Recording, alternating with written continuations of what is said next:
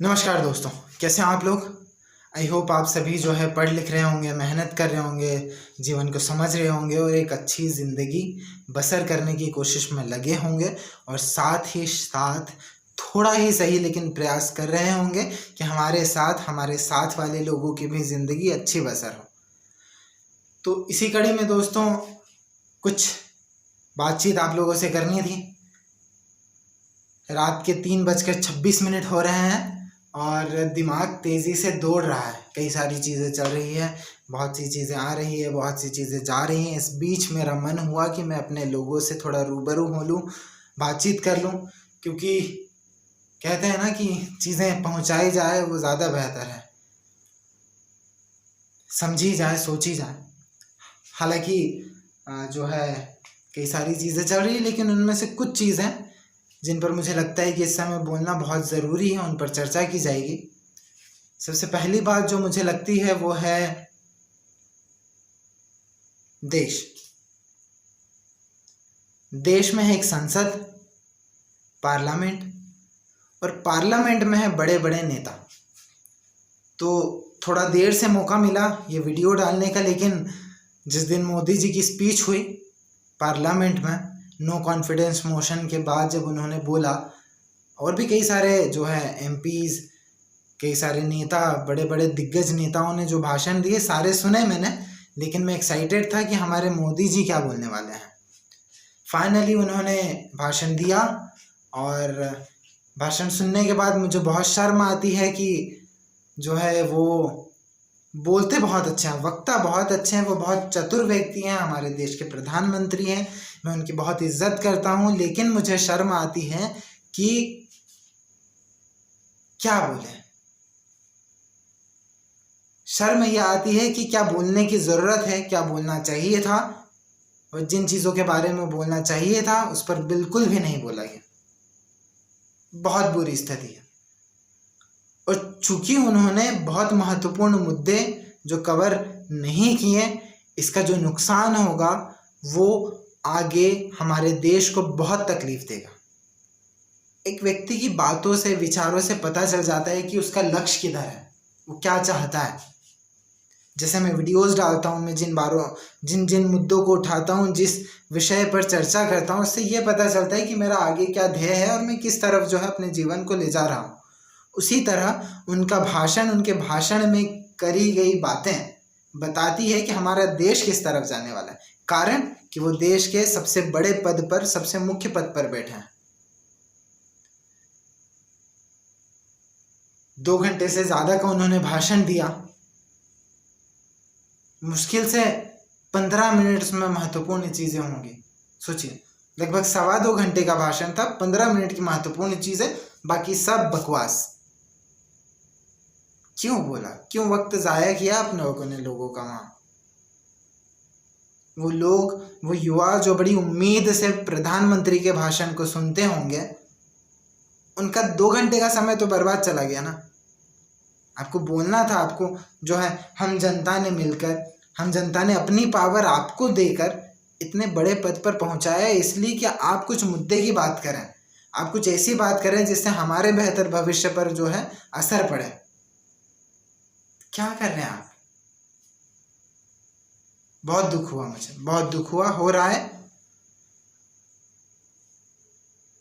मैं इस डिबेट में नहीं पढ़ना चाहता कि यदि आप नहीं तो फिर कौन व्यक्ति वहां पहुंचे, लेकिन मैं इतना कहना चाहता हूं कि आपको यदि वहां पहुंचाया गया है तो समझदारी से सोचे समझे, खुद की चीज़ों को अलग रखें, देश को आगे रखें और फिर सोचें।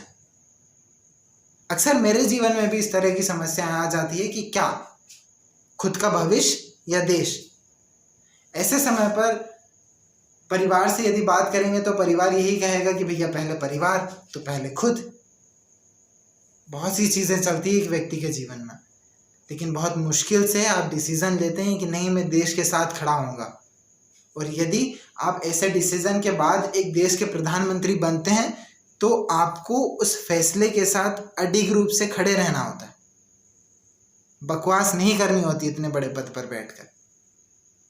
किस तरह से चीज़ें चल रही है, आप हमारे देश के पीएम हैं, आपके पास इतनी पावर है, हमारी समस्याओं पर चर्चा करिए, पुराने 60 साल में क्या हुआ उससे बहुत ज़्यादा कुछ बदल नहीं जाएगा। मेरा एक दोस्त है, इतिहास में पीएचडी कर रहा है। वो कहता है कि सत्यम, इतिहास का सिर्फ उतना ही जिक्र करना चाहिए जितना वर्तमान को बेहतर बनाने के लिए ज़रूरी है। इससे ज़्यादा इतिहास का जिक्र गलत है, बकवास है। बहुत बुरा, बहुत बहुत बहुत डिसअपॉइंटेड हूँ मैं आपके परफॉर्मेंस से। क्या कर रहे, क्या बातें कर रहे हैं आप। खैर, इसी के साथ जो है चीज़ों को सोचते समझते रहिए आप। मणिपुर में क्या चल रहा है, राजस्थान में क्या चल रहा है, बाकी स्टेट्स में क्या चल रहा है, सब कुछ ध्यान रखिए। इलेक्शन आ रहे हैं, बहुत कुछ बदलने वाला है। बहुत सारे दंगे अभी देखना बाकी है, क्योंकि जैसे ही चुनाव आता है चीज़ें बदल रही होती है। नए नए रंग लोगों के देखने को मिलेंगे आपको।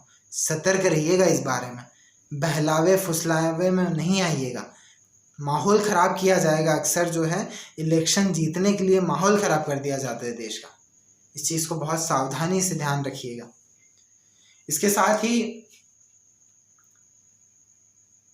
थोड़ा आप लोगों के लिए, क्योंकि हर कोई जो है मेन स्ट्रीम पॉलिटिक्स को नहीं समझता है, बात भी नहीं करना चाहता है, तो वो लोग, उनके बात करने के लिए एक अच्छी चीज़ है मेरे पास।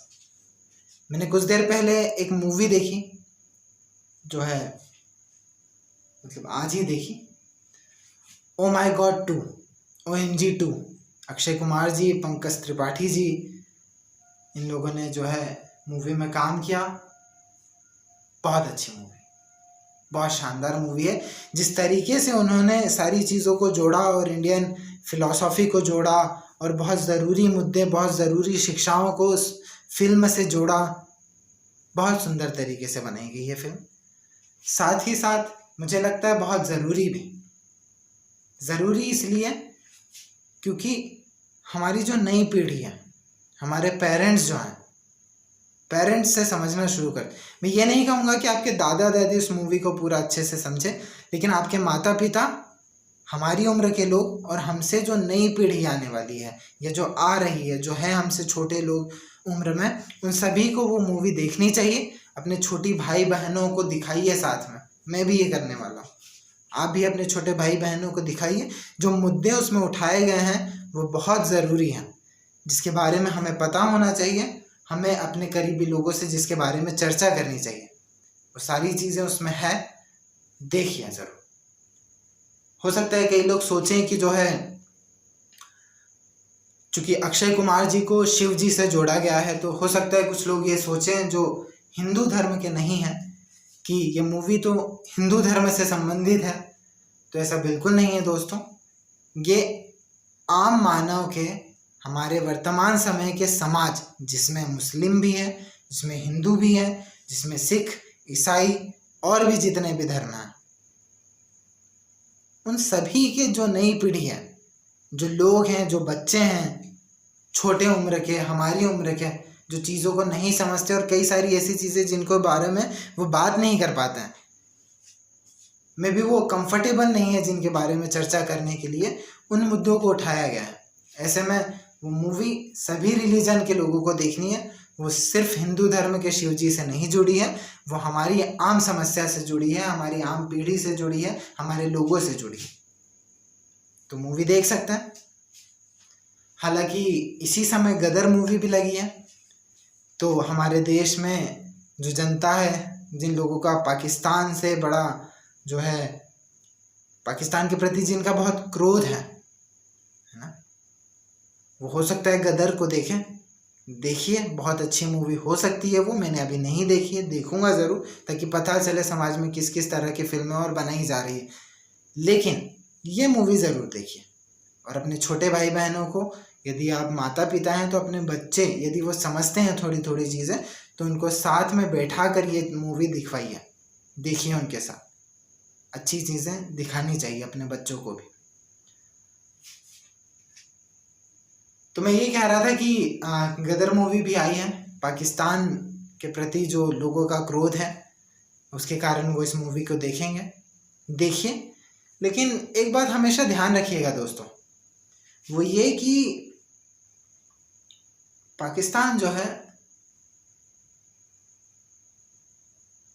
वो है हमारा ही हिस्सा। हमसे अलग हुआ कुछ समय पहले, वहाँ के लोग हम जैसे हैं, वहाँ के कई सारे कल्चर हम लोगों जैसे हैं, दिखते हमारे जैसे हैं, बोलते भी हम जैसा ही है लगभग। कई सारे मतभेद हैं हम दोनों देशों के बीच में, लेकिन याद रखिए दोस्तों, भारत एक ऐसा देश है जो ये क्षमता खुद के पास रखता है कि वो एक दिन विश्वगुरु बन सकता है। क्योंकि जिस तरह की सिविलाइजेशन वॉर, जिस तरह की समस्याएं भविष्य में मानव पीढ़ी को फेस करनी है, उन कई सारी समस्याओं का समाधान भारत और भारत का कल्चर खुद में रखता है। तो दोस्तों, यदि किसी देश के प्रति आपका क्रोध है, जिन मुद्दों के बारे में है, वो सारी चीज़ें ध्यान रखिए, लेकिन याद रखिए कि किसी से आपका मतभेद हो सकता है, उस मतभेद को मनभेद में मत बदलिएगा। पाकिस्तान से हमारा मतभेद है, वहाँ के लोगों से हो सकता है, लेकिन मनभेद नहीं है। हम उन लोगों को भी उतना ही प्रेम करते हैं जितना अपने देश की जनता को करते हैं। कुछ चीज़ें हैं, कुछ चीज़ें सीखनी है उन्हें, तो हमें भी तो सीखनी है ताकि हम अपने देश को बेहतर कर सकें। कुछ गलतियां वो करते हैं, लेकिन हम भी तो करते हैं अपने देश में। कहाँ भारत वरना विश्वगुरु नहीं होता।